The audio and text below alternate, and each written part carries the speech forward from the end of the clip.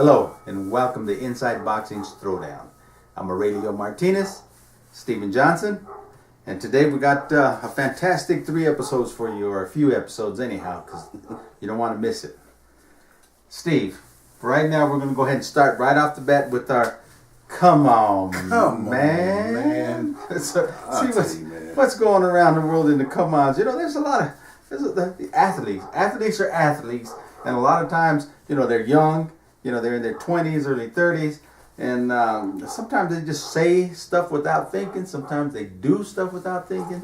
Them are the regular come-on mans, and then you get some serious come-on mans. But let's go on and talk about come-on, man. What do you got? What do you got for us today?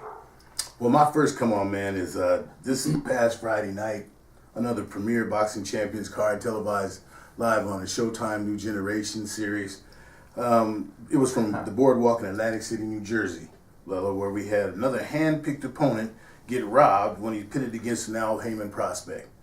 There was absolutely no doubt in anybody's mind, even the announcers, who from the beginning were saying that this guy didn't have a chance and that it wouldn't go the distance because he was unpolished and the whole bit. But anyway, we had undefeated John Magda, who is now 11-0-1, okay? And he's from nearby Rutherford, New Jersey. Keep that in mind. Okay. Okay. And he was beaten by once again in the game, but supposedly unpolished, and he was unpolished, Christopher Brooker, who's now 7-1-1, who's from Philadelphia.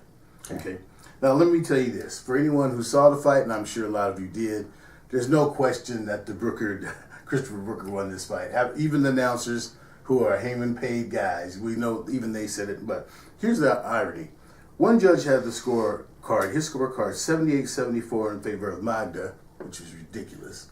The other judge had a 78-74 for Brooker, which was, well, you could deal with that. I had it wider than that. But the last final judge had a draw, 76-76. So it was a majority decision draw.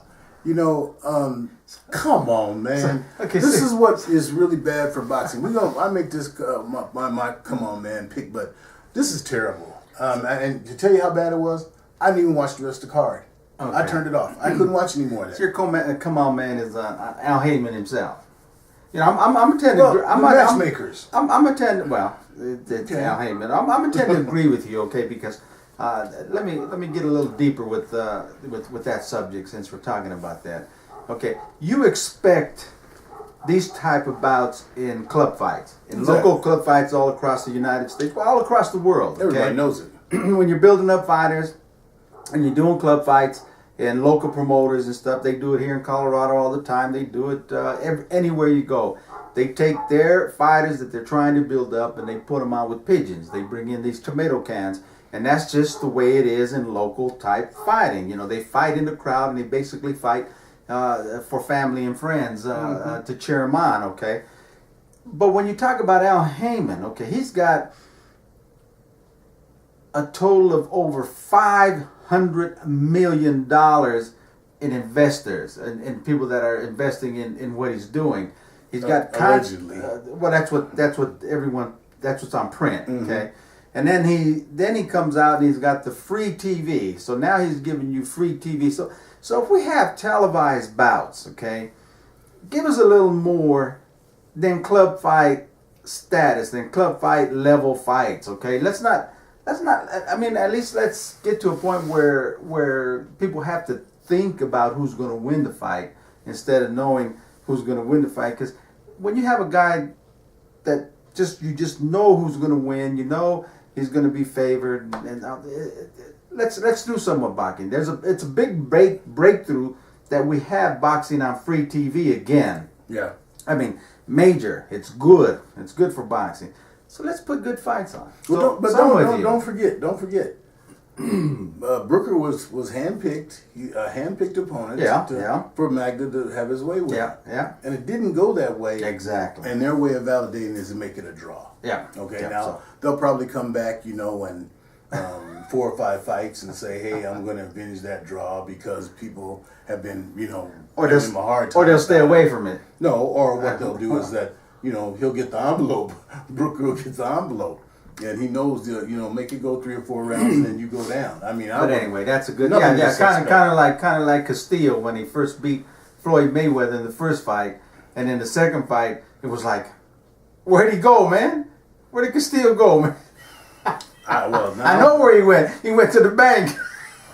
But anyway, that's good. That's a good come on, man. What's your come on, man? I'm gonna tell you what my come on, man. Here is okay.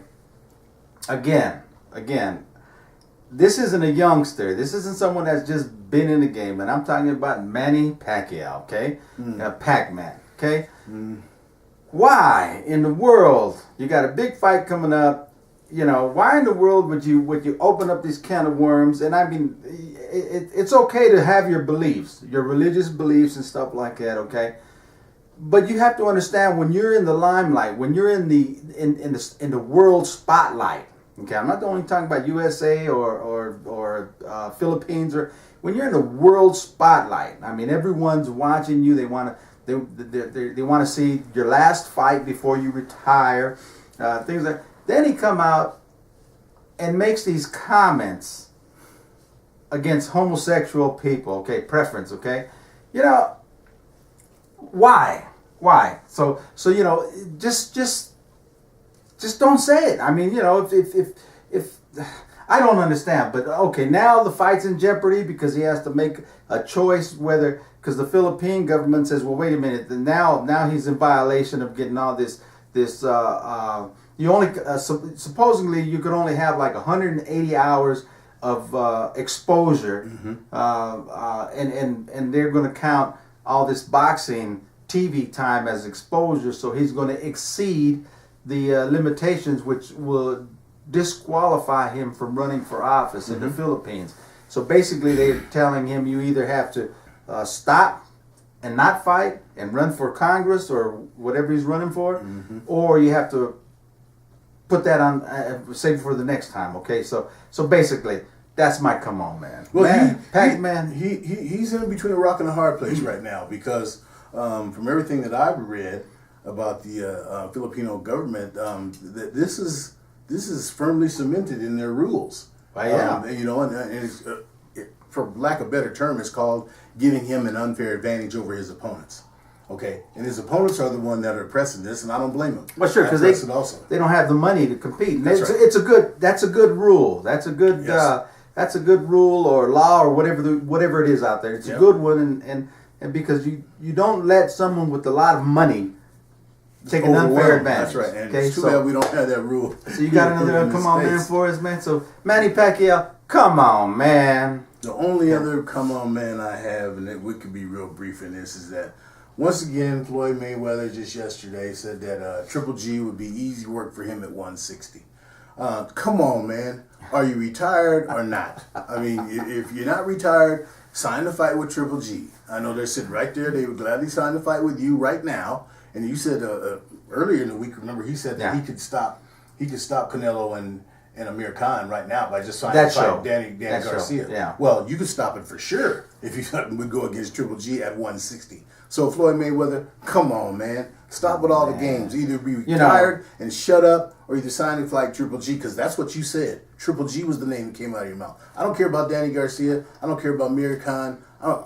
Triple G. Sign the fight him right now. Let me tell you what, Triple G got a big old smile on his face when he heard that, because all he saw was money. Yeah, man. All he saw was money. He said, ass whooping. He saw money and ass whooping. He'll whoop Floyd's ass at once. But, you know, for some reason, we know that fight's not going to happen. Exactly. I mean, it's not going to happen. But why, once you retire, you know, you got all this money. So far, everything he's done, he wants to stay in the limelight. He wants to stay in the publicity. Relevant. Okay? He wants to stay relevant. He's no longer relevant. And you can see it because he's buying all these cars. You know, he's pulling like a Mike Tyson. You got all these cars in the garage, okay? Material things. But he still wants to stay in the limelight, so he's got to come and he's got to make comments like this, you know, like the Triple G comment, and I can stop Canelo, the Cinco de Mayo fight by signing the fight Danny Garcia, things like that. So he still wants to be there. He wants to be in the public eye, okay? Well, he can do that. He's going to do something good, you know. I understand he's got some hotel chains or owns some hotels or something. Do something, you know, show the business side of you. You know, he got no business side to him. But do something. I mean, boxing's over. I mean, it's over. Either get back in the ring, or you know, you done rode off into the sunset. So you're right. That's a good. Come on, man. Floyd, you're irrelevant. You know, you're relevant as long if you sign that contract with Triple G. Other than that, as my mom used to say, go sit your ass down somewhere. Okay, that's my come on man. But anyway, except for come on man, stay with us. We'll come back with our next episode, which we're going to feature. We're going to talk about the upcoming fights for this weekend. Yep. And we do have two good upcoming fight cards, one on Showtime, one on HBO. That's right. When they come back to radio. All right. All right. Till the next episode, keep them hands up. Keep their hands up.